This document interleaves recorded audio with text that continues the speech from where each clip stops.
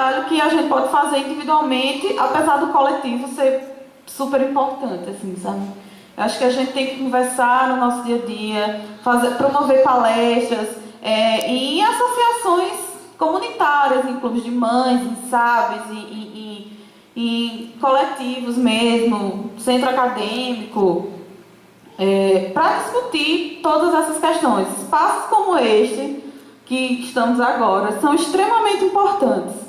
Conversar, debater, porque sabe-se lá como é que vai ser o futuro, né? Sabe-se lá até quando a gente vai poder estar aqui nesses espaços falando das coisas que a gente está falando agora.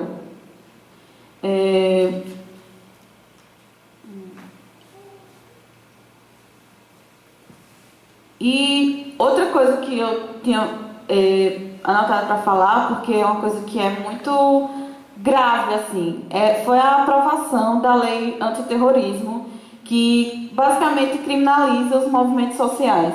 Então, qualquer aglomeração de pessoas que esteja atrapalhando a paz pública, como diz no texto, pode ser considerado terrorismo, e as penas são muito mais duras.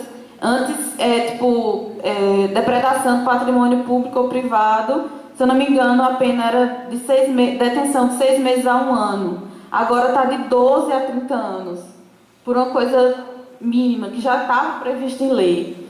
Então, são coisas que passam assim e a gente não percebe. E a lei antiterrorismo ela é de 2016, ou seja, ainda no governo Dilma. As coisas estão piores agora, obviamente, o fascismo está nas alturas, mas isso não é uma coisa que vem de agora.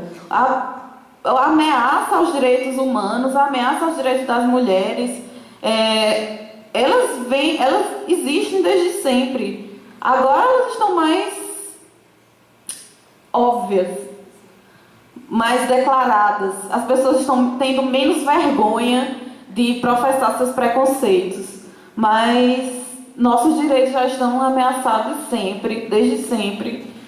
Então acho que a gente tem que estar sempre preparado, sabe? Sempre atento e sempre disposto, sei lá, a fazer alguma coisa, nem que seja uma coisa mínima, como eu estava falando, as conversas, os ambientes de discussão.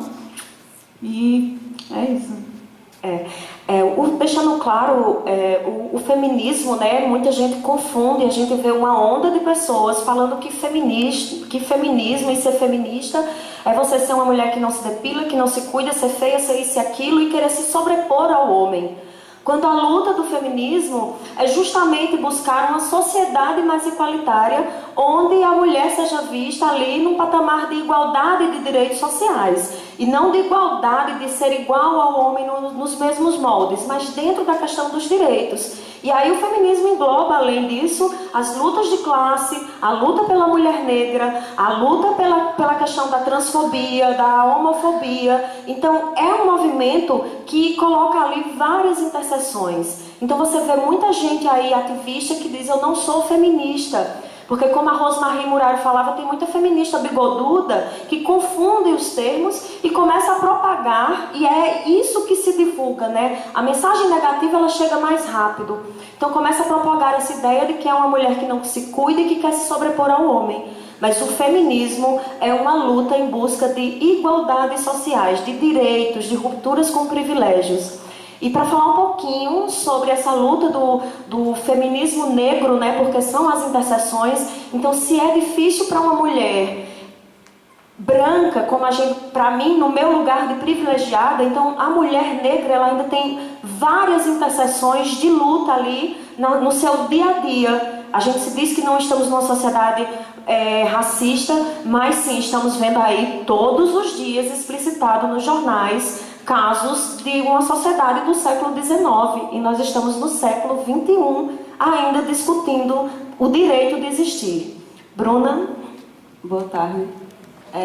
Sou do coletivo Cafuné, que é um coletivo de mulheres negras, que de início a proposta era de fato um grupo de mulheres para trocar experiências e ter uma perspectiva mais de afetividade, o direito à afetividade da mulher negra. Eu vou falar sobre o feminismo negro numa perspectiva histórica, porque porque para mim é necessário compreender como se calca esse feminismo negro para entender como é que ele está sendo feito hoje e a necessidade que isso ocorre. A princípio, eu sempre gosto de fazer um exercício, né? Quantas pessoas negras eu estou vendo aqui, um lugar de privilégio. E pensar por que a necessidade de se ter tantas vertentes dentro de um movimento de mulheres. Como a gente vai ver, nos Estados Unidos, a luta por direitos civis, na década de 60, vai acabar englobando as pautas femininas, as pautas raciais. Vai ser uma luta muito dura e que vai influenciar o Brasil. O Brasil é sempre influenciado por todas essas questões dos movimentos estadunidenses, só que aqui no Brasil sempre vem com uma temporalidade, vamos dizer, um pouco mais atrasada, né?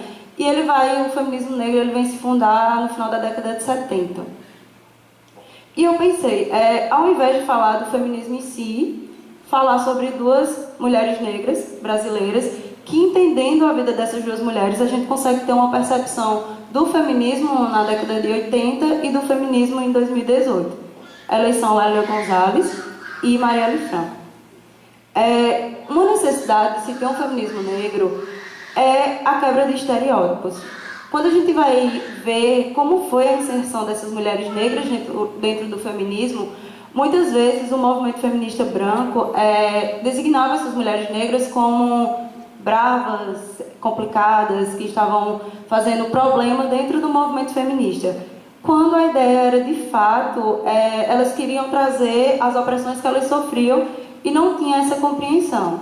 Então, durante muito tempo, o feminismo branco, ele de fato não tinha uma compreensão racial.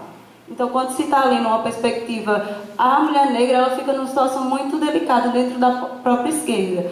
Quando uma vertente quer pautar classe, a outra vertente quer pautar gênero, e fica em segundo plano, segundo, terceiro plano, a questão racial. Como a gente pensa, a Audre Lorde, ela vai dizer que se foi necessário criar uma raiva nas mulheres negras, para que essa raiva virasse militância. Porque não basta só o conhecimento, a gente tem que ser sempre bem incisivo no que a gente fala para demonstrar nossa potencialidade de conhecimento. Então, a gente vai ver alguns dados que mostram isso. Na última década, 2018, do índice de feminicídio, 70% são mulheres negras. Então, a gente também não pode pensar que isso é só o fato de ser mulher. É uma dupla violência, que é a raça e o gênero. Isso é um dado muito conhecido, que 2015, violência contra a mulher diminui, né? Mulher branca diminui, de mulher negra dispara, muito forte. E eu entro para Lélia Gonzalez, porque compreender a fala dessa mulher na década de 70 e 80 para se entender esse monstro que a gente está vivendo agora. Primeiro, Lélia ela vai atentar para o mito da democracia racial. Então, quando você vê o movimento negro que está surgindo, está se criando, e ela bebia muito dos Estados Unidos, ela conheceu Angela Davis, só que Lélia, ela percorreu por outros caminhos, e ela vai para a África, e ela vai pensar como é que no Brasil a imobilidade do negro se dá através de um mito. Se existe democracia racial, então para que vai ser combatido o racismo? Então, Lélia vai partir dessa desconstrução do mito da democracia racial e desconstrução do branqueamento, porque isso aí entra muito a parte subjetiva da mulher negra. Pensar também que quando as mulheres negras estão falando de feminismo, muitas vezes se pensa o mulherismo e a intersecção dessas lutas, porque não tem como a gente falar só da mulher negra e esquecer o homem negro. Então, isso é um ponto que o feminismo negro interseccional vai se abranger um pouco. Pensar também o papel do homem. Aí vai entrar o mulherismo e, posteriormente, o mulherismo africano, que são modos de ver as perspectivas através de um olhar africano. Então, trazer experiências das pessoas negras para dentro da situação dos negros. Nem sempre uma coisa que é forjada no Ocidente vai contemplar as situações de negros no Oriente e dos negros na diáspora. E Neuza, junto com Sueli Carneiro, Lélia, junto com Sueli Carneiro, ela vai ser a primeira a falar exatamente sobre isso. Essas mulheres na diáspora. E ela vai calcar o tema Amefricanidade, que é mulheres que passaram sua ancestralidade vem de um processo de violência, de estupros, que aí vai calcar todo o mito da dona de casa, da babá, da empregada doméstica, da mulata. Isso ainda é uma luta até hoje para a gente conseguir inserir como determinadas coisas são, de fato, pejorativas. E ela vai falar sobre a mefricanidade. Ela vai dizer que, para além, o processo diaspórico, para além de uma questão geográfica, é uma questão cultural. E